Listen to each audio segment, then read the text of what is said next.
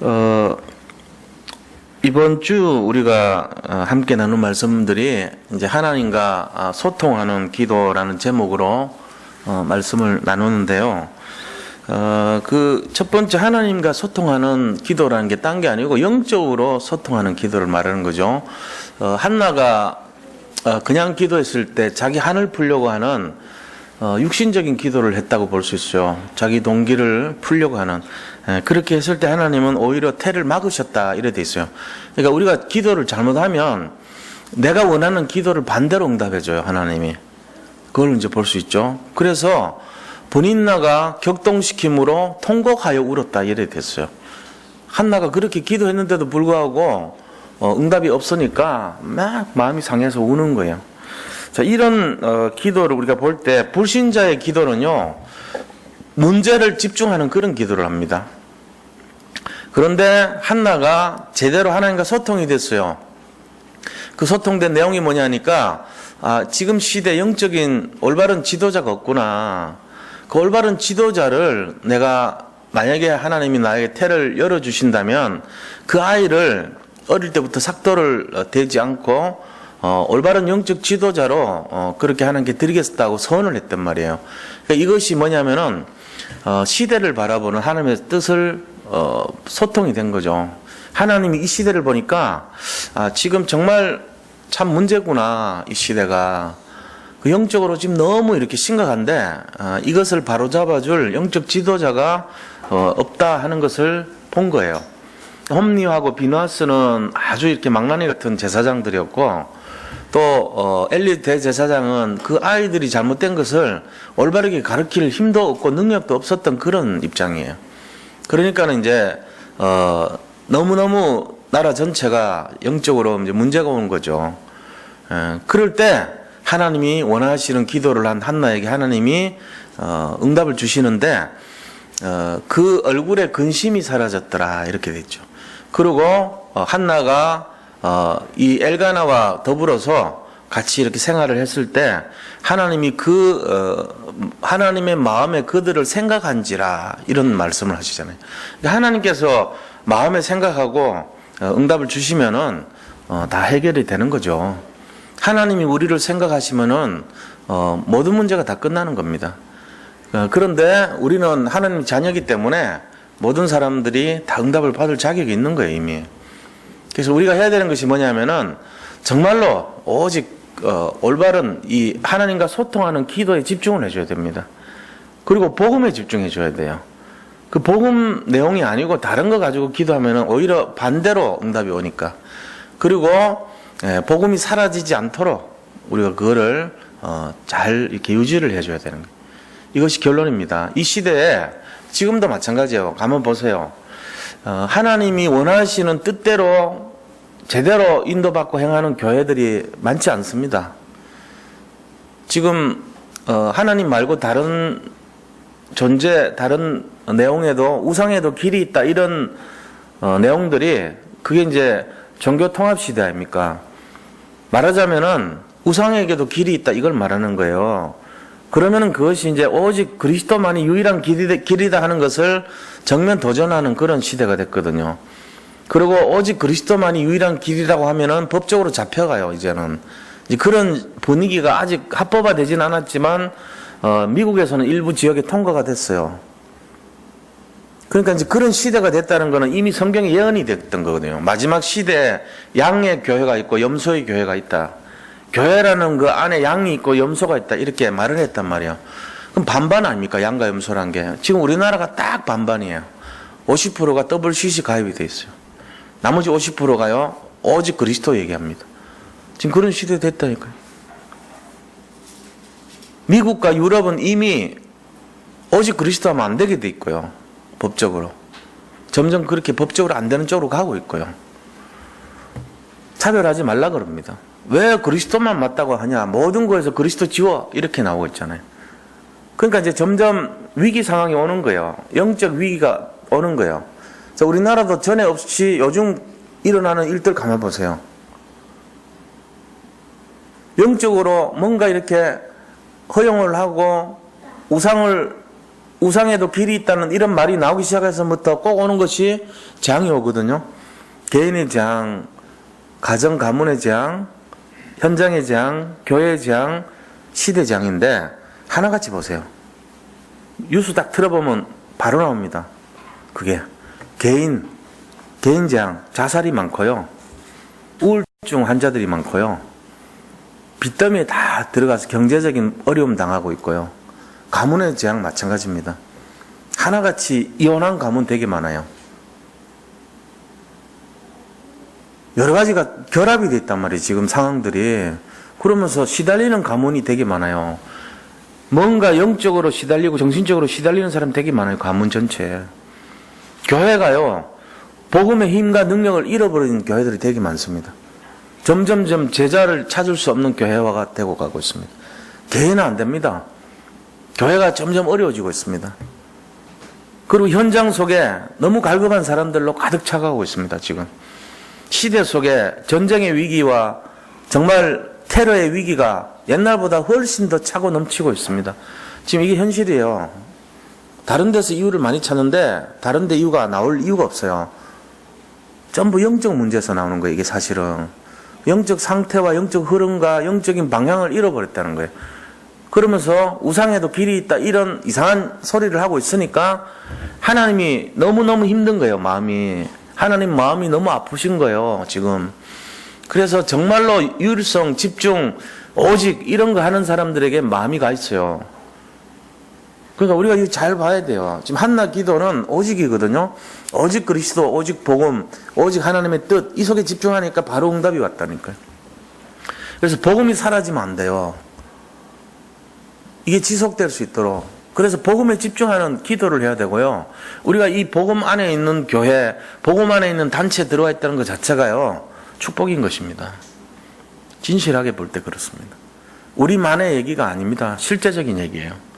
그래서 우리는 아무것도 없는 것 같지만 모든 것을 가진 자인 것을 믿으시기 바랍니다. 한나가 그랬습니다. 처음에는 아무것도 없는 것에 집중했지만 이제 모든 것을 가진 비밀에 눈이 열려버렸어요. 한나가. 그러니까 그가 모든 걸 다 가진 자의 삶으로 시작된 거예요. 우리 여기 계신 성도님들 오늘 이 밤에 문제에 집중하는 그런 것이 아니라 정말로 복음에 집중하는 축복의 시간이 되기를 축원드립니다. 그거 되면 끝나는 거예요. 어떤 기도 제목도 우리가 거기에 살아야 돼요. 그 안에서. 이게 제일 중요한 거죠. 그래서 우리가 현실은 어렵지만요. 우리의 마음과 생각은 하나님 나라에 살아야 돼요. 날마다. 가장 중요한 내용입니다. 안 그러면요. 지금 여기 살고 있지만 지옥 속에 사는 거랑 똑같이 살아요. 그렇게 하면 안 되죠. 하나님 사람은 지옥에 살면 안 되죠. 천국에 살아야 돼요. 그러니까 우리의 주소가 어디냐? 우리는 하나님 자녀라는 거예요. 그래서 우리는 문제와 사건을 보는 사람이 아니라 하나님이 허락하신 정말로 멋진 하나님의 나라에 속해 있는 사람이고 그것을 여기서 마음껏 누리는 삶이 되어야 됩니다. 그렇게 하기 위해서는 뭐 해야 됩니까? 우리 자신들이 문제를 바라보는 것이 아니라 하나님의 소원에 합한 사람이 되면 되는 거예요. 오늘 또 그런 축복의 시간이 되시기를 축원드립니다. 자, 오늘 본문은요. 창세기 38장입니다. 모세가 이것을 기록했을 때 창세기에 나오는 내용 중에 38장의 내용을 어디다가 기록을 해야 될지 고민을 많이 했을 거예요. 왜냐하면 유다 얘기거든요. 이거를 창세기 만약에 35장에 넣어도 돼요. 이거는 창세기 41장에 넣어도 상관없어요. 유다 얘기이기 때문에 생뚱맞게 뚝 나오는 거예요. 어디다 넣어야 될지 모르는데 그냥 적절한 자리에다 집어넣었어요. 유다 얘기를. 왜냐하면은 지금 12지파 얘기잖아요. 그러니까 12지파니까 야곱 다음에 어딘가에 야곱의 아들에 대한 얘기를 집어넣으면 되는 거잖아요. 야곱의 아들 중에 누구 있습니까? 12명 아들이 있죠. 요셉 얘기가 시작되기 전에 유다가 형이니까 먼저 하고 그 다음에 요셉 얘기하면 되죠. 야곱 얘기 끝났으니까 이제. 창세기 37장에 그럼 왜 안 했냐? 야곱이 요셉을 마음에 두었더라 하기 앞에 제가 볼 때는 창세기 한 36장 정도에 이거 넣으면 맞아요. 그렇잖아요. 아닙니까? 제가 생각하면 그래요. 창세기 35장까지 이 야곱이 인생이 다 이제 마무리가 됐거든요. 창세기 36장에다가 야곱 얘기 마무리하는 거 하지 말고 아니면은 창세기 37장에다가 유다 얘기를 먼저 넣고 창세기 38장에다가 요셉이 나이 17세 때 일어났던 얘기들 있잖아요. 루벤의 일로 말미암아 형들을 일러 바치고 고자질을 했더라 하면서 쭉 바꾸면 맞죠. 창세기 37장하고 38장을 서로 바꾸면 순서가 맞을 것 같아요. 제가 볼 때는 그래요. 근데 이상하게 모세는 그렇게 하기 싫었나 봐요. 모세가 기록할 때 37장 먼저 얘기해놓고 그 다음에 갑자기 유다 얘기를 쫙 한 거 있죠. 왜 그랬나 생각해보니까 그러고는 39장이요 생뚱맞게 또 연결돼요. 팔려가서 보디발의 집에 갔더라 이러고 요셉 얘기로 돌아갑니다. 왜 그랬을까요? 나중에 천국 가면 한번 물어봐야 되지 않을까 싶어요. 나는 몰라요 왜 그런지는. 그거는 이런 거를 절대 주권이죠. 뭐 모세 마음대로죠. 본인이 그냥 쓴 거예요. 아니면 기록했는데 누군가가 뒤집어서 바꿨든지 바람이 날려가지고 확 흩어졌는데 그때는 몇 장 몇 절이 없었거든. 그게 막 섞이니까 대충 다시 정리를 하다 보니까 순서를 한 장 뒤집었을 수도 있어요. 웃자고 하는 얘기입니다. 왜 그러냐, 왜 제가 이 말씀 드리냐면요. 성경 볼 때 좀 생각 안 하고 보지 마시라는 얘기예요. 사실은. 성경에 이렇게 내용을 볼 때 이게 무슨 얘기인가를 좀 알고 보시라는 거예요. 저처럼 고민해 봤습니까? 왜 여기다가 넣었지? 이거. 37장에다가 유다 얘기 넣고 38장을 요셉 얘기부터 시작하지. 형이고 동생이니까 맞잖아요. 야곱 얘기 끝나고 나서 아들 얘기하는데 유다 얘기를 먼저 하고 그 다음에 야곱 요셉 얘기해야 되지. 왜 요셉 얘기하고 중간에 끼워 넣고 유다 얘기하고 다시 요셉 얘기하냐 말이에요. 이상하잖아요. 이런 생각 해보셨나요? 안 해보셨잖아요. 그래서 생각을 해보시라고요. 성경 볼 때 그냥 읽지 말고 왜 그랬을까 한번 고민을 해보세요. 그래야지 내용을 들이파보고 생각해보고 묵상도 해보고 그렇게 되는 거예요. 저는 여기서요 어떤 걸 발견했냐면은 유다에 관한 이 언약의 내용이 언약의 시에 대한 겁니다. 근데 이 내용을요 어떤 면에서는 연결이 안 되듯이 이렇게 딱 집어넣었지만 이 38장에 다는 내용들은요 어딘가에 제가 볼 때는 조명을 하고 있는 것 같아요. 조명. 그러니까 사람들이 예를 들어 이런 거 있잖아요. 이 광고라는 거 아세요? 광고? 광고를 어디다 집어서 넣습니까? 광고 굉장히 중요한 내용이죠. 이 영화 보다가 보면은 요즘은 그런 게 많이 나와요. 뭐 이렇게 오시엔이나 이런 거 영화를 보잖아요. 그러면 이렇게 쭉 보고 60초 뒤에 다시 보겠습니다. 이런 자막 나옵니다. 영화 보고 나다가 중간에 60초 동안 광고해요. 이 광고에 주목하라는 거예요. 그리고 끝나서 다시 연결합니다. 지금 제가 볼 때는 모세가 그 광고 기법을 스틱이라는 기법이거든요. 유다 얘기가 너무 중요하기 때문에 이 스틱 기법을 쓴 거 아닌가 싶어요. 이 유다 얘기를 잊지 말라는 거예요. 그래서 요셉 얘기 시작해놓고 광고인 유다 얘기를 집중 조명시켜놓고 다시 요셉 얘기로 들어간 거 아닌가. 저는 그렇게 생각했습니다. 물어보진 않았지만 모세는 모르니까 저하고 소통할 수 없으니까 모르지만 제가 볼 때는 그래요. 이게 지금 너무 중요하거든요. 창세기 38장이 너무 중요한 내용이에요. 우리가 볼 때는 이거 뭐 불륜 아니냐, 이상한 거다 이거, 이래 생각할 수 있죠. 이거는 불륜을 뛰어넘은 근친에 대한 내용이에요. 그러니까 아주 죄악 아니냐 이거, 불륜보다도 더 깊은 죄악, 이래 볼 수도 있거든요. 근데 저는 그렇게 안 봐요. 이거는 너무너무 중요한 내용이다 이렇게 보는 거예요. 그래서 오늘 제가 그 얘기를 왜 1장부터 30장까지 별로 좋지도 않은 내용 같은 걸 왜 다 읽었냐, 이 부분 때문에 그래요. 우리가 이 내용을 잘 알아야 돼요. 언약이란 게 뭔지를 알아야 돼요. 그 언약의 바톤이 뭔지를 알아야 돼요. 그게 중요한 거예요. 언약의 시가 중요하다는 것을 룻기서와 마찬가지로 오늘 이 다말 사건을 통해 가지고 우리한테 전달하고자 하는 모세의 중심이 있었던 겁니다. 그러니까 우리가 이 내용을 모르면요 이상하게 봅니다. 이건 뭐 여자가 뭐 이런 사람이 다 있어 이래 볼 수 있습니다. 근데 그게 아니에요. 영적인 뭔가 비밀이 있는 거예요 여기에. 그래서 오늘 그런 내용으로 보면요 제일 첫 번째 첫 번째입니다. 본론에 들어가서 첫째가 뭐냐 하니까 유다의 영적 상태를 볼 수 있는 거예요. 유다의 영적 상태. 자, 첫 번째 유다의 영적 상태가 어떤 상태였냐 하는 거예요. 이게 굉장히 중요하죠. 왜 중요합니까? 유다는요, 언약적인 바톤에 있어가지고 제일 맏형을 대신했어요. 지금 서열상으로 네 번째 유다는 원래는 루벤이 첫째가 돼야 되고 그 다음에 두 번째 형이 있어야 되고 세 번째 있어야 되고 네 번째가 유다란 말이에요. 그런데요, 영적인 언약의 족보상으로는요 맞이 역할을 하는 거죠. 지금 그 유다가 굉장히 중요하죠. 왜 중요하죠? 유다를 통해서 누가 오십니까? 예수님 오셨어요. 그러니까 중요하죠. 당연히 우리가 만약에 유다가 아닌 요셉을 통해서 예수님이 오셨다고 생각할 수도 있잖아요. 근데 요셉을 통해 갖고는 장자의 권한을 그때는 어떻게 되냐면 장자는 두 몫을 받아요. 다른 형제들보다 2배를 받는 거예요. 그리고 장자는 또 뭐가 되냐면요, 영적인 최고 권위를 가지는 겁니다. 지도자의 역할을 할 수 있는 권세가 있는 거예요. 이게 장자권이거든요. 장자가 만약에 말을 한마디 하면요 다 따라줘야 돼. 나머지 형제들이. 민주주의로 하는 게 아니라니까요.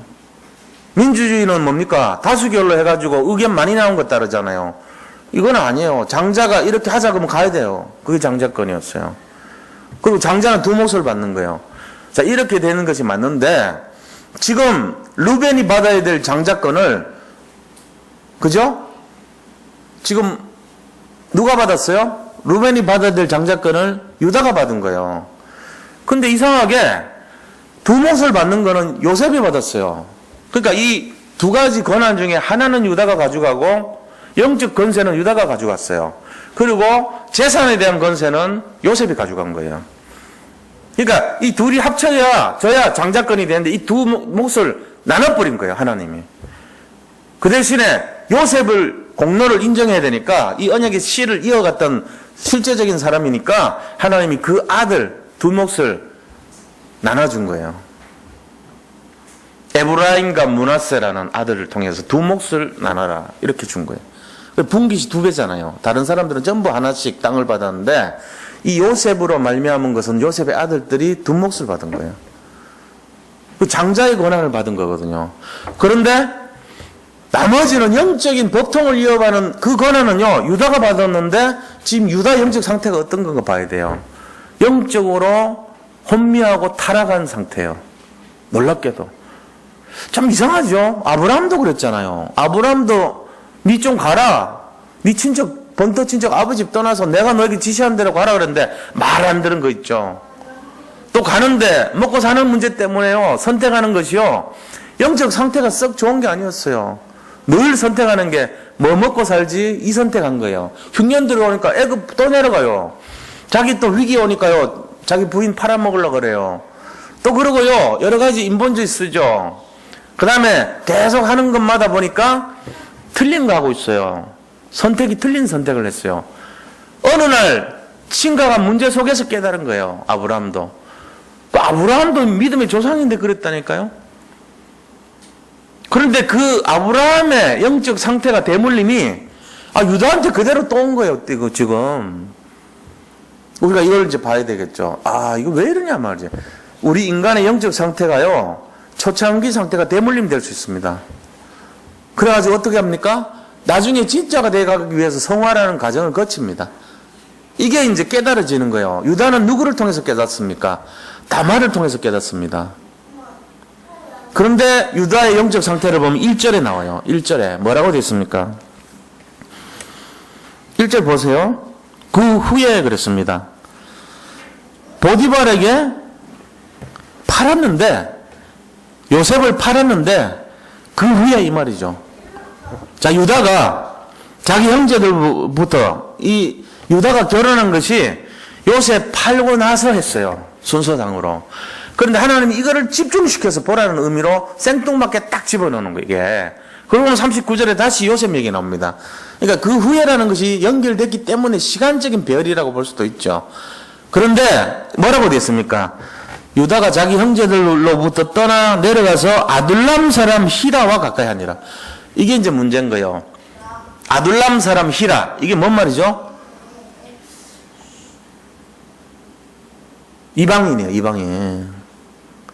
지금 영적인 법통을 이어받고 영적인 흐름을 이어받아야 될 유다가 이 신앙의 공동체인 아브라함의 족속, 자기들의 가족, 아브라함의 민족의 그 신앙 공동체, 다시 말하면 여호와를 섬기는, 우리는 오직 여호와 하나님만 섬기겠다는 그 법통을 떠나서 어디로 갔습니까? 아둘람 사람 히라의 자녀와 결혼합니다. 히라 딸하고 결혼해버려요. 이 히라는 아둘람 사람 이방인이란 말이에요. 다른 신에게, 다시 말하면 바알과 아세라에게 제사 지내던 그런 민족에게 가가지고 결혼해버렸다는 거예요. 지금 신앙의 기존의 선택이 아니고 육신의 아름다움, 그 다음에 눈에 보이는 미적 감각, 뭐 그런 거 기준으로 결혼한 거랑 마찬가지죠. 신앙의 기준이 아니었어요. 그 유다 영적 상태는 자기가 영적으로 루벤을 대신하는 영적 장자인 것을 놓쳐버린 거예요. 그러고는 지금 경거망동하고 앉아있는 거예요. 자기 마음대로 선택한 거 아닙니까? 거기서 유다가 2절에 보니까 가나안 사람 수아라 하는 자의 딸을 보고, 수아의 딸. 그러니까 이 아둘람 사람 히라와 가까이 있는데 히라가 사는 동네에 가가지고 수아라는 사람의 딸하고 결혼해 버렸던 거예요. 그 언약을 떠나서 신앙 공동체를 떠나버린 거예요. 그것도 영적인 장자가. 아브라함 영적 상태는요, 예를 들어 우리 중에, 우리가 지금 이런 얘기하면 참 우리가 교만할지는 모르지만 지구 전체 73억 인구 중에 언약의 법통을 이어가지고 언약의 바톤을 잡은 단체가 있다면 저는 우리 단체가 맞다고 봅니다. 근데 그 중에 여기 교역자고 그 중에 중직자분들이고 이런 언약의 바톤을 이어갈 책임을 지는 앞장선 리더가 선택이 이방인을 선택하고, 내가 왜 그런 걸 선택해야 돼? 내가 뭐 하려고 그렇게 해야 돼? 라는 식으로 산다면 어떻게 되겠어요? 지금 그런 꼴이에요. 유다가 자기가 뭘 해야 될지 몰랐던 거예요. 그래서 어떻게 했습니까? 수아라 하는 자의 딸을 보고 그를 데리고 동침하니, 그렇게 살아버린 거예요. 그래서 애를 3명을 낳았어요. 3명의 이름이 엘이고, 둘째는 오난이고, 세 번째는 셀라더라. 이렇게 된 거예요. 자, 그런데 이렇게 하니까 언약을 뻘쳐버리고 지금 유다는 거십이라는 지역에 삽니다. 누구랑 살아요? 수아의 딸. 그게 자기 부인이에요. 이 사람은 이방인이에요. 이방인하고 결혼해가지고 애 3명 낳고 사는 거예요, 지금. 이게 유다의 영적 상태입니다. 자, 그럼 그 아들들에게 언약 전달될까요? 안 될까요? 자기 선택부터가 언약 놓쳤는데, 여기 있는 우리 한번 생각해 보세요. 우리가 살아가는데 선택이 언약의 선택이 아니고 육신의 선택을 했단 말이에요. 그럼 육신의 선택을 한 사람이 결혼해가지고 난 애가 3명인데 이 아이들에게 매일 너는 예수는 그리스도, 오직 복음, 정말로 오직 성령 충만, 너희들 진짜로 오직 언약에 방향 맞춰야 돼, 전달할 수 있습니까? 상식적으로도 전달 안 됩니다. 일단 부인이 불교 신자예요. 부인이 대선 진리교 다녀요. 우리하고 맞지 않은 사람하고 결혼했으니까. 부인이 점집 찾아다니고 굿하는 거 좋아하는 사람이에요, 일단. 근데 그 아이들한테 너희들은 절대로 하나님 위에 다른 거 섬기면 안 돼, 굿하면 안 돼, 다른 신 섬기면 안 돼, 전달합니까? 안 합니다. 이러니까 하나님이 그 자녀들에게 뭘 줘요? 재앙을 갖다 주죠. 아버지의 영적 상태가 대물림 돼버리죠. 그죠? 그렇게 되는 거예요. 그렇게 해서 결국 6절에서 7절 보세요. 문제 옵니다.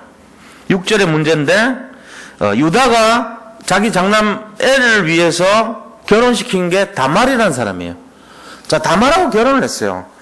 그런데 7절에 보니까 유다의 장자 엘이 여호와가 보시기에 악함으로 여호와께서 그를 죽이신지라. 말을 하면 그런 거죠. 하나님 전혀 안 믿고 오히려 아버지가 섬기는 여호와, 그 삼촌들, 자기 삼촌들 전체 11명이 섬기는 그 여호와 하나님을 요구를 하고 저기 교회 다니는 거 미친 사람들 아니야. 정신없어. 우리 말이지. 저 삼촌네는 전부 다 보니까 우리 아버지 전부 다 전부 믿는 사람들밖에 없어. 전부 교회 다녀. 교회 완전 미쳐서 하는 것 같아. 맨날 무슨 번제 하나 드리고 말이야. 제사만 지내고 정신 빠진 것 같아. 이런 식으로 한 거예요. 아예 관심도 없고 하나님 욕하고 하나님을 대적하고 이런 짓을 한 거죠. 그러니까 하나님 데려가 버린 거예요. 근데 그때 당시 법이 있어요. 법이 뭐냐면은 형사치수법이라는 법이 있습니다. 그때 당시 법이. 형이 죽으면 동생이 그 형수를 취하는 거예요. 자, 7명이 있는데 나오잖아요. 마태복음에도 묻잖아요. 형이 죽어서 그 다음 결혼했다. 그 7째까지 했다면 천국 가면은 부활한다면 사두개인이 질문한 거예요. 부활이 없다 믿거든요. 그러면은 진짜 남편이 누구냐? 이렇게 물었잖아요. 그게 형사치수법의 질문이거든요. 그러니까 예수님이 천국에서는 시집가고 장가가지 않는다. 그렇게 대답하잖아요. 거기 형수가 뭐 어쩌고 그런 거 필요 없다는 거예요. 거기 가면 새로운 세상이라는 거예요. 그렇게 얘기하셨죠. 그게 여기서 나온 내용이에요. 지금 형이 죽어서 둘째 오난이라는 사람이 가서 다시 결혼을 했습니다. 다말이랑 오난이 결혼했는데 이 오난의 마음속에는요 뭐라고 돼 있냐면은 아니 뭐 결혼해봤자 이 아이가 내 아이도 아니고 형 아이인데 뭐 이러고는요 결혼생활 하는데 어떻게 했냐면은 쾌락은 즐겼지만 실제적으로 씨를 전달하는 부분은요 그 여인의 몸속에다가 해야 되는데 밖에다가 해버리는 거 있죠. 설정을 받게 하는 거예요.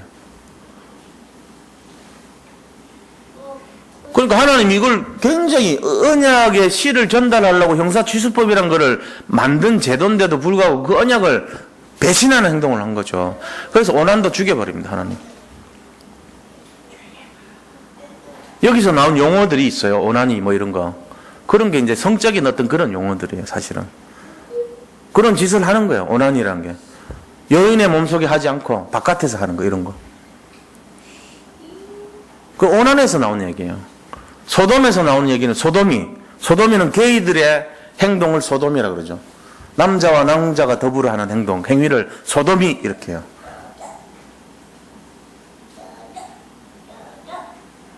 그 용어들이 성경에서 많이 나온다니까요. 그래서 오난이 죽었습니다. 그러면 이제 세 번째 셀라를 줘야 되잖아요. 셀라가 너무 어린 거예요. 그것도 아버지 마음에는 형제 3명, 남자 3명 있는데 마지막에까지 죽겠다. 세상적으로 우리나라도 그런 거 있었죠. 남편 잡아먹는 며느리 뭐 이런 말 있잖아요. 네가 들어와서 우리 가문이 망했다 이런 얘기 있잖아요. 조금 그런 거에 걸려있는 거예요. 지금 유다가 언약적인 입장이 아니고 제가 말이지 남편 잡아먹었다 둘이나 원인을 그 사람 때문으로 본 거죠. 약간. 그러니까 이 셀라까지 죽으면 큰일 나겠다 이래가지고 뭐라고 얘기하냐면은 너 친정집에 좀 가 있어. 너네 아버지 집에 가.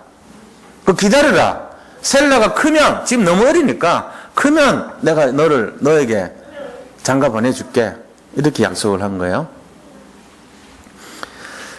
그래서 뭐라고 얘기합니까? 11절에 보니까 유다가 말을 합니다.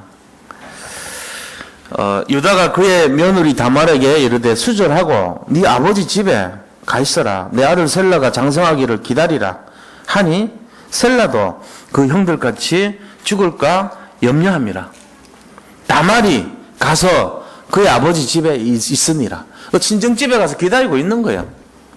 지금 다말이. 자, 그런데 우리가 이런 상황 속에서 이 다말의 두 번째입니다. 다말의 믿음을 봐야 돼요. 다말의 영적 상태입니다. 우리는 유다의 영적 상태를 봤잖아요. 전부 뭡니까? 유다의 영적 상태는. 유다의 영적 상태는요. 완전히 타락한 상태예요. 영적으로. 언약이 희미한 상태였어요. 언약의 전달이란 것을 생각을 놓쳤던 상태예요. 왜냐하면 셀라를 주지 않았다는 거에서 셀라가 죽을까 걱정했다는 거에서 하나님의 언약보다는 자기 자신들의 생명에 대한 것이 더 관심이 있었다는 거예요. 자기 자식에 대한 부분을 더 관심을 가졌다는 거예요, 지금. 중심이 언약 중심의 행동이 아니고 자신의 유익에 관한 행동으로 집중이 돼 있었죠, 유다가. 그런데 두 번째는 우리 다말, 며느리인 다말의 영적 상태를 봐야 돼요. 지금 다말은 어떻습니까? 야, 너 수절하고 외간 남자 가까이 하지 말고 이 셀라 자랄 때까지 기다려. 그럼 내가 네 아버지 친정집에 가 있으면 시간이 되면 얘 크거들랑 보내줄게. 이 약속을 했거든요. 그런데 다말의 상태는요, 언약이 너무 중요했던 거예요. 왜 그런지 아세요?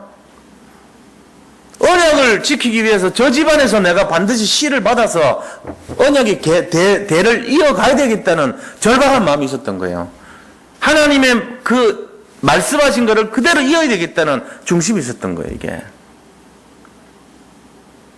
자, 그런 마음을 갖고 있었습니다. 그래서 다말의 영적 상태는요, 이 12절에 보세요. 얼마 후에 유다의 아내 수아의 딸이 죽은지라. 이 말은 말이 어렵게 꽈놨는데요. 뭔 말입니까? 유다 부인이 죽었다는 얘기예요. 수아의 딸이 자기 처였잖아. 처가 죽었어요. 그러니까 이제 자기 이제 세상 말로 마누라 죽었으니까 마음이 이제 적적한 거예요. 그래서 친구 아둘람 사람 히라와 함께 딥나라는 곳으로 올라간 거예요. 거기서 양털 깎는 자 앞에 이르렀더니 그 양털을 이제 팔아가지고 이렇게 말하자면 농사철이 되면 농사 수확하는 시기죠. 양털 판다는 거는 그 양털을 이제 팔러 간 거예요. 근데 딥나라는 곳에 가가지고 자기 그 친한 이방인 친구 아둘람 사람 히라하고 같이 갔어요. 가니까 당연히 소문 나요, 안 나요? 나죠. 그 히라가 있던 곳에 자기 수아라는 사람의 저 딸이 이 자기 부인이었으니까 그런 내용들이 이제 다 연결이 되는 거예요. 그래가지고 그쪽 지방에서 이제 다말이 살고 있었던 거 봐요. 그러니까 연결이 돼가지고 소문이 들어간 거예요. 니네 아버지, 니네 시아버지가 지금 딥나로 와서 양털 깎고 있더라. 이 얘기를 딱 들은 거예요. 그러면은 보통 사람 같으면은 쫓아와가지고 아유 아버님 어쩐 일이세요? 여기까지 오셨네요. 그래서 반갑습니다. 제가 식사 대접할게요. 저희 집으로 가요. 뭐 이렇게 그게 정상적인 거죠. 근데 이 다말은요 그런 생각 안 하고요. 셀라가 컸는데도 안 준 거 보니까 이래서는 안 되겠다 내가 지금 이 과부의 이 너울, 다시 말하면 과부가 입는 가리개를 쓴 그 옷 이거 벗어버리고 내가 몸 파는 사람처럼 변장을 해서라도 저 씨를 받아내야 되겠다. 저 가문에서 씨를 이어가야 되겠다. 이걸 생각한 거예요, 먼저. 근데 그때 당시에는요, 만약에 결혼해가지고 실패한 가부는요, 누구든지 한테 결혼할 수 있는 상태였어요. 법적으로 아무 문제 없거든요. 꼭 그 집안 사람들 아니고 다른 사람들이라도 가서 결혼하면 돼요. 근데 굳이 내가 저렇게 해야 된다는 게 그 집 재산이 탐나는 것도 아니고 유다가 썩 마음에 들었던 것도 아니고 이유는 하나밖에 없어요. 셀라를 안 줬다는 거예요. 하나님의 법은 셀라를 줘서 이어가야 되는데 셀라 컸는데도 안 준다는 거예요. 다시 말하면 내가 이 가문의 대를 이을 길을 막았다는 거예요, 유다가. 그러니까 저 유다에서부터 내가 씨를 받아서라도 가문의 법을 이어야 되겠다는 언약을 잡았던 거예요. 근데 그 조건에는 뭐가 따르냐? 굉장히 위험이 수반이 돼요. 왜냐하면 그때 당시 만약에 부인이 가부가 수절을 하지 아니하고 다른 사람하고 해서 임신을 한다든지 이런 일이 일어나면요 돌을 쳐가지고 죽이든지 불로 사서 죽이는 그게 율법이었단 말이에요. 그때 당시. 자기 죽는 거 알면서도 그거를 한 거예요. 그게 다말의 영적 상태예요. 다말의 영적 상태는 어떤 겁니까? 내가 죽더라도 상관없어. 언약을 지켜야 돼. 이거였단 말이에요. 그거를 시아버지하고 며느리의 썸씽으로 그렇게 보면 안 돼요. 그거하고는 전혀 관계없어요. 다말은요 오직 그 씨에만 집중되어 있었던 거예요. 그 외에는 별 관심이 없어요. 그 집안이 무슨 뭐 재산이 많았던 것도 아니고 유다가 뭐 대단한 어떤 눈에 막 이렇게 보면은 아주 뭐가 이렇게 필이 오는 그런 사람도 아니에요. 다말은 그거하고는 전혀 관심도 없었던 사람이에요. 오직 언약 그거밖에 없어요. 그거밖에 이유가 없잖아요. 우리가 보더라도 객관적으로 보더라도 그거밖에 없잖아요. 우리가 이런 언약을 전달해 준 데 있어 가지고 생명을 걸어야 된다는 거죠. 그게 다말의 영적 상태입니다, 지금. 그래서 다말이요, 지금 어떤 내용으로 하냐면요, 12절, 13절에 상태가 보면 어떻게 되냐면은 딥나에 다말이 옵니다. 그래서 그 딥나에 가서 에나임 무태 앉습니다. 그리고 너울로 얼굴을 가리고 몸을 휩싸고 딥나 길기엇 에나임 문에 앉아 있습니다. 이는 셀라가 장성함을 보았어도 자기를 그 아내로 주지 않음으로 말미암음이라. 언약을 안 지켰다는 거예요. 언약 왜 안 지키냐는 거예요. 이것 때문에. 그죠? 단지 이것 때문에 그래요. 그래서 얼굴을 가렸기 때문에 몸 파는 여자인 줄 알았던 거죠, 유다가. 그래서 말을 합니다. 내가 어떻게 하면은 너 속으로 들어갈 수 있냐, 너에게로 갈 수 있냐 물어요. 그러니까 당신 나한테 뭘 주겠어요? 물어봅니다. 물어보니까 작은 염소 새끼 하나 줄게. 그러니까 그 새끼 줄 때까지 그럼 나한테 무슨 내가 그거를 증표를 갖고 있어야지 나중에 찾아갈 거 아닙니까? 이렇게 말을 하네요. 그러니까 그 증표로 도장하고 끈하고 지팡이를 달라 그래요. 세 가지를. 그래가지고 이제 그걸 받아놨어요. 그래가지고 이제 나중에 자기 친구 아들람 사람을 통해 가지고 염소 새끼 이거 갖다 주고 그거 찾아와라. 저기 그 담보물을 찾아오라고 보냈어요. 근데 없어요. 그걸 묻습니다. 동네 사람들한테. 이곳에 그 몸파는 사람이 있냐 없냐? 원래 그런 거 없다는 거야, 이 동네는. 그럼 이제 그거 이상하다. 그러니까 그거 우리 찾아올 수가 없으니까 아들람 사람에게 그럼 네 그거 염소 새끼 네 거 해라. 이렇게 지금 사건을 마무리를 했어요. 그리고 이제 다 끝났다고 생각했거든요. 유다의 마음에는 지나가는 얘기로 잊어버린 거예요. 근데 이제 사건이 일어났어요. 3달 뒤에. 그게 바로 24절에서 26절 내용입니다. 뭡니까? 세 번째입니다. 생명건 다말. 우리가 여기서 생명건 다말의 모습 볼 수 있는 거죠. 24절에서 26절 보니까요. 24절에 보니까 뭐라 되어 있습니까? 석 달쯤 후에 어떤 사람이 유다한테 말합니다. 네 며느리 다말이 행음하였다는 거예요. 딴 사람하고 성적인 관계를 맺어가지고 애를 가졌다는 거예요. 그러니까 이제 당연히 그때 법은 그러면 저거 불살라 죽여라 이렇게 했거든요. 그때 다말이 하는 말 보세요. 나를 이렇게 아기를 가지게 한 장본인이 바로 이 증표준 사람입니다 하고 딱 내미는 거 있죠. 그게 도장과 끈과 지팡이였어요. 그때 유다가 깨닫는 거예요. 뒤통수 한 대 맞은 거죠. 그때 그 사람이 바로 너였단 말이냐 이렇게 나오는 거예요. 그러면서 뭐라고 합니까? 여기서요 유다가 26절에 딱 깨닫습니다. 유다가 그것들을 알아보고 이르되 그는 나보다 옳도다. 내가 그를 내 아들 셀라에게 주지 아니하였음이로다. 깨달은 거예요. 유다가 뭘 깨달았어요? 하나님의 언약의 말씀을 진짜로 100% 순종해야 되는데 내가 애 죽을까 싶어가지고 내 거 생각해가지고 내가 중심이 돼서 안 지켰다는 걸 깨달은 거예요. 그런데 내 며느리는 그런데도 불구하고 자기가 아기 가지면 죽는 거 알면서도 그 모험을 해가지고 우리 가문의 씨를 받았으니 하나님의 말씀을 지키려고 생명을 걸었던 거 아니냐 이걸 깨달은 거예요. 그러니까 그는 나보다 옳도다 이렇게 인정해 준 거예요. 그러고는 그 다음에 이제 가까이 하지 않죠. 만약에 가까이 하면 이거는 이제 나쁜 시아버지 되는 거죠. 진짜 여기서는 불륜이 일어난 거죠. 근데 가까이 하지 않았더라. 뭐냐? 언약을 중심으로 했고 언약에 방향 맞춘 사람을 인정했기 때문에 순수하게 순결을 지켜준 거예요. 그 다음부터는. 그게 진정한 태도죠. 우리가 여기를 딱 보면은 뭐를 딱 잡아야 되냐면요. 지금 이걸 통해 가지고 알아야 될 게 뭡니까? 룻도 마찬가지였다는 거예요. 룻도 이방 여자였어요. 그런데 이 이방의 여인이었지만 나옴이라는 시어머니가 믿는 하나님의 법을 지키기 위해서 뭐합니까? 언약의 대를 이어갈. 그래서 이 땅을 대물림, 다시 말하면 그거를 물리는 거 있거든요. 다시 말하면 뭔 얘기냐면은 자기가 결혼한 거를 가지고 저쪽 집안에 자기 자신을 데려가라는 거예요. 그거를 가지고 두성이 보증 서는 데서 이제 제1순위 되는 사람이 있어요. 자기를 데려갈 수 있는 형사치수법에 의한 이 언약이요. 예를 들면 사돈의 8장까지 해가지고 그 다음 후보 계속 가는 거예요. 그런데 첫 번째 후보가 있고 두 번째 후보가 보아스였어요. 그런데 첫 번째 후보가 안 하겠다 그랬어. 나는 그 사람 안 데려올 거야. 이렇게 포기한 거예요. 그거를 포기하고 나서 그 다음에 보아스가 저는 데려오겠습니다. 이렇게 한 거예요. 그래서 보아스랑 결혼을 해서 언약의 대를 이었잖아요. 그죠? 그 후손이 나온 것이 데라예요. 그 다음에 이 둘 사이에서 나온 사람, 그죠? 그 나온 사람의 선자가 데라 아닙니까? 그 데라의 아들 쭉 내려오면 요셉이 나오잖아요. 목수 요셉. 그리고 그 밑이 법적으로는 바로 예수 그리스도였어요.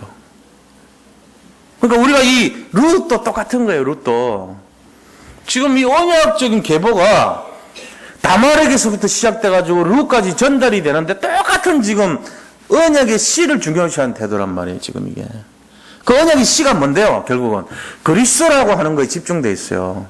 이분들이 그렇게 행동했던 배경 바닥에는 우리가 그리스도를 이어받아야 된다. 그리스도 오실 길을 계속 이끌어서 지속해야 된다. 그리스도가 오실 동안 계속 이 길을 만들어야 돼. 이거 집중돼 있었던 거예요.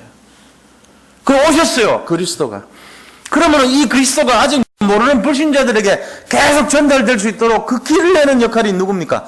우리가 지금 그 일을 맡았습니다. 지금 이 시대에 이거를 모르는 사람들 너무 많아요. 그리스도 말고도 길이 있어. 이것만은 아니야. 이것만 얘기하면 잡아가. 이렇게 만들어 놨다니까, 지금 염소들이.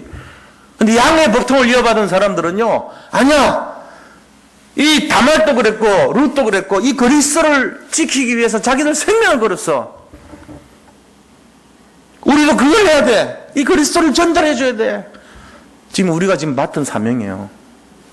생명 걸고 해야 돼. 이 결론이란 말이에요. 여기에 증인이 되시길 바랍니다. 여기에 우리가 쓰임받아야 됩니다. 여기에 사용되는 축복을 누리시기를 축원드립니다. 이게요, 우리 가문 개인이 받을 최고 축복입니다. 사실은. 이 그리스도를 우리는요, 영접했고, 그리스도 알아. 이런 수준 되면 안 돼요. 선지자장, 제사장, 그런 수준 갖고 하면 안 돼요. 이 다말의 마음을 보세요. 룻의 마음을 보세요. 정말로 이 그리스도가 그리스도 될 때까지 얼마나 많은 희생을 치렀습니까? 그분들의 중심이 우리한테까지 온 거예요. 우리가 지금 거기에 방향을 맞추고 사니까 이게 얼마나 축복입니까? 이거 아셔야 돼요. 우리가 이거 딱 잡을 때 뭐라고요? 너희가 받을 축복이 천대까지, 자손 천대까지 이 축복 전달될 것이다 그랬어요. 우리는 지금 눈앞에 보이는 우리 아이들의 축복 보고요, 실망할지 모릅니다. 그렇지 않습니다. 하나님 분명히 약속하셨습니다. 안 믿는 것 같아 보이고 대충 믿는 것 같아 보이지만 분명히 이 언약 잡은 자의 가문은요, 자손 천대까지 지켜주신다 그랬습니다. 믿으시 바랍니다. 지금 눈에 보이는 것 같고 그거 자꾸 이렇게 판단하면 안 돼요. 왜냐하면요, 거기서부터 나오는 자녀들 가운데 하나님이 정말로 우리가 오직 돼버리면요, 그 자녀들을 통해서 분명히 우리가 아니면 손자, 우리가 하면 저 증손자, 아니면 고손자, 이런 식으로라도 분명히 언약의 자녀들을 세우신다니까요. 그거를 잘 보셔야 돼요. 하나님 말씀 그대로 지켜줘요. 반드시 그렇습니다. 그래서 결론이 뭐가 돼야 됩니까? 지금 이 언약의 자녀들로부터 나온 사람이요, 나온 아이가 있는데 두 명이 나왔어요. 베레스하고 세라가 나옵니다. 베레스하고 세라는 두 쌍둥이가 나와요. 다말에게서. 단 한 번 관계를 가졌는데 쌍둥이를 얻어요. 근데 이게 이상한 게, 이 좀 생각해 보세요. 형이요, 먼저 9번 하다가 나중에 나와. 그런 일이 있을 수 있습니까, 솔직히? 야곱과 에서도 좀 그런 비슷한 거죠. 형이 나가려니까 안 돼! 발꿈치를 잡아갖고 못 나가게 한 게 야곱 아닙니까? 그 야곱 뜻이 발꿈치를 잡다는 거거든.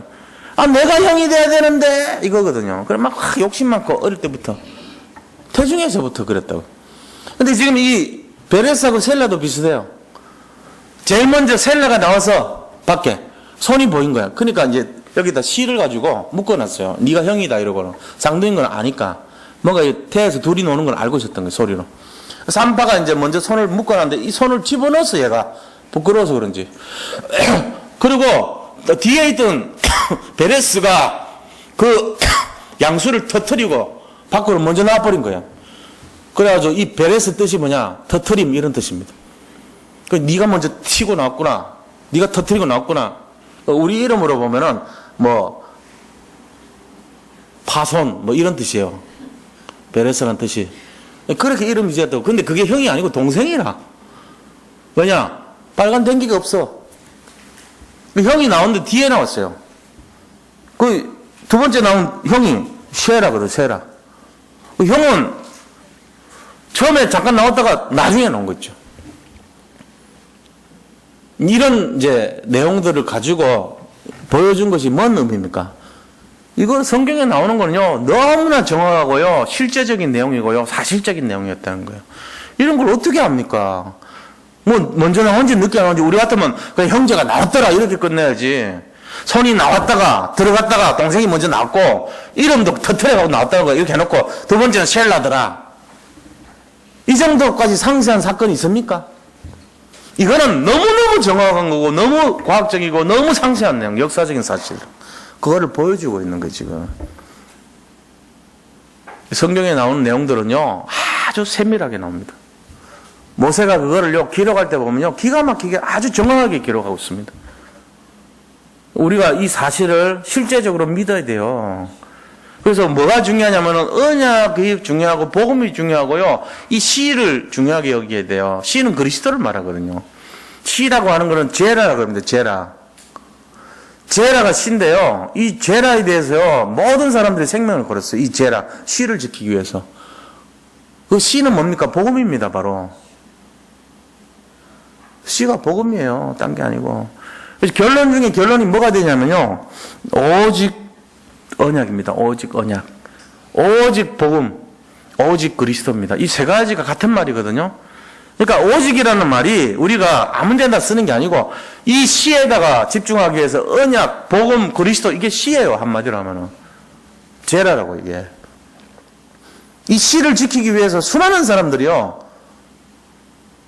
생명을 걸고 여기에 방향을 맞췄습니다. 이게 성경의 내용 아닙니까? 자, 구약은 뭡니까? 오실 시. 오실 시에 대한 내용이에요. 신약은요. 그 시가 나타나신 거예요.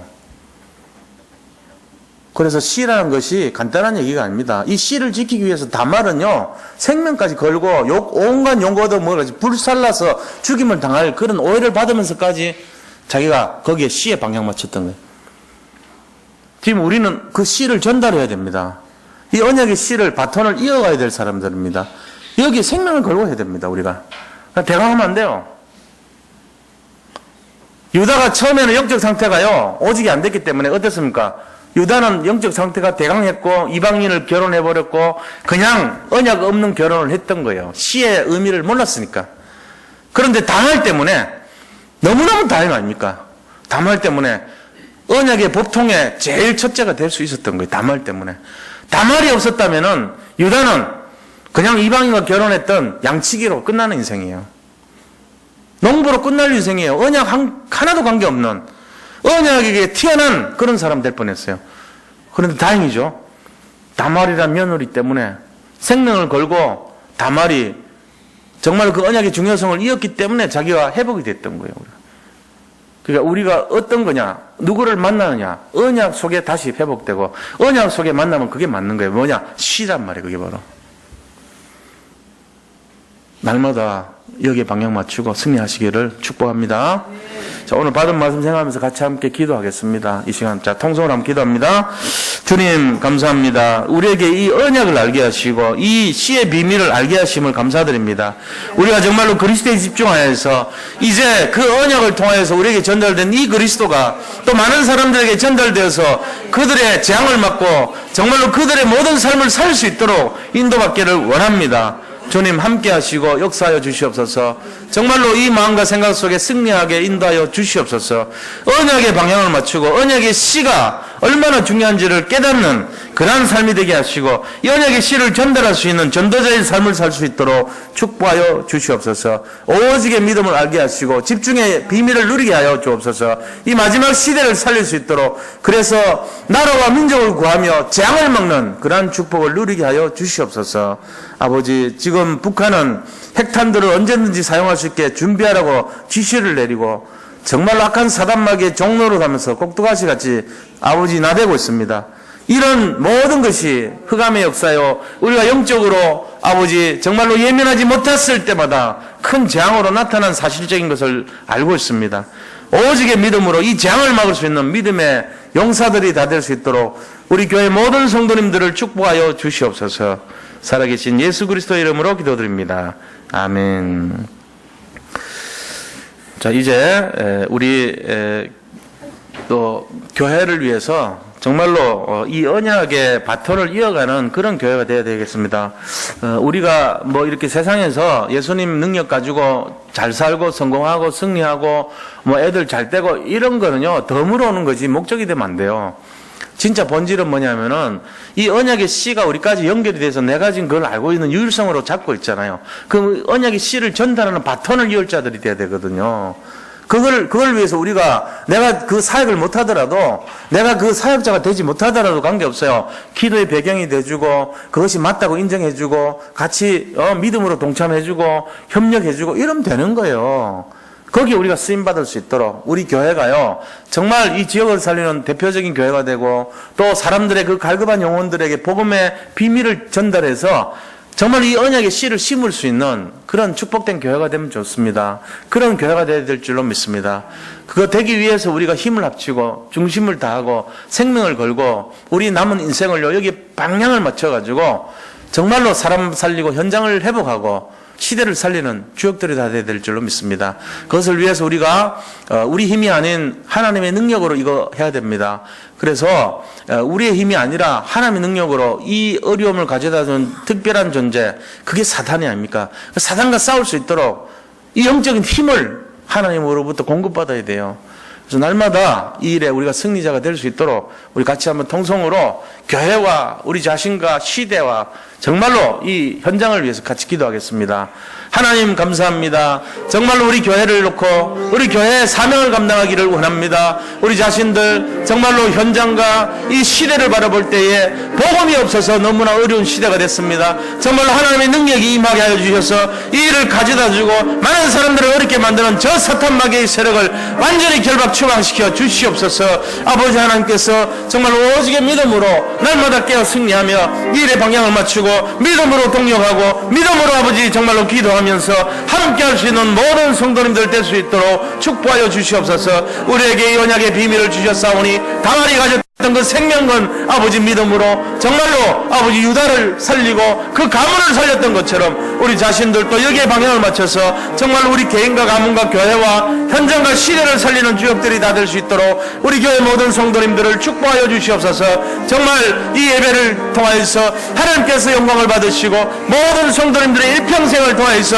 열매를 얻는 삶이 되게 역사하여 주시옵시고 정말로 시대 현장 속에 갈급한 영혼들, 복음 몰라서 애타는 영혼들에게 여에게 씨를 전달할 수 있도록 우리를 사용하여 주시기를 원합니다. 오직 그리스도 되게 하시고 오직 성령 충만되게 하시고 오직 하나님의 나라를 살면서 아버지 누리는 삶이 되게 역사하여 주시옵소서. 정말로 오직 그리스도 바라보며 기도하는 삶이 되게 하시고 오직 전도자의 축복을 누리는 삶이 되게 인도하여 주시옵소서. 오직 말씀으로 무장하여서 정말로 현장을 회복하게 하여 주시옵소서. 오늘 또 아버지 오늘 이 밤에 우리가 기도하며 하나님이 기뻐하시는 교회 될 수 있도록 축복하여 주시기를 원합니다. 주여 함께하여 주시옵소서. 모든 흑암조절 사단마귀를 꺾어 주시옵소서. 아버지 하는 현장을 회복하여 주시옵소서. 모든 성도님들의 삶을 아버지 회복시켜 주시옵소서. 모든 어려움과 문제를 아버지 형통케 하여 주시고 아버지 인도하여 주시옵소서. 모든 것을 하나님께서 함께 하실 줄을 믿사옵고 살아계신 우리 구주 예수 그리스도 이름으로 기도드립니다. 아멘. 지금은 모든 문제 해결자 되신 우리 구주 예수 그리스도의 크신 은혜와 하나님의 놀라우신 사랑하심과 성령의 역사하심이 오늘 이 밤에 우리 이 자리에 모이신 모든 언약의 백성들 머리 위에와 우리 산들 예비교회 위에 이제로부터 영원토록 항상 함께 하실지어다. 아멘. 하나님 감사합니다. 오늘 이 밤에 나눈 이 아버지 다말의 믿음을 통하여서 언약이 전달되고 언약이 회복되게 하신 것을 우리가 보고 정말로 이 믿음으로 우리 자신뿐만 아니라 가문을 살리고 현장을 살리고 교회를 든든히 세우며 시대 재앙을 막는 그러한 언약 전달자의 축복을 누리게 하여 주시기를 원합니다. 아버지, 우리 모든 성도님들 날마다 깨어 기도하고 오직 그리스도 되게 하시고 오직 영적 비밀을 누리는 정말로 이 언약의 방향을 맞추게 하시고 오직 성령 충만하여서 정말로 이 일을 감당할 수 있는 믿음을 가진 성도님들 다 되게 축복하여 주시옵소서. 현장 속에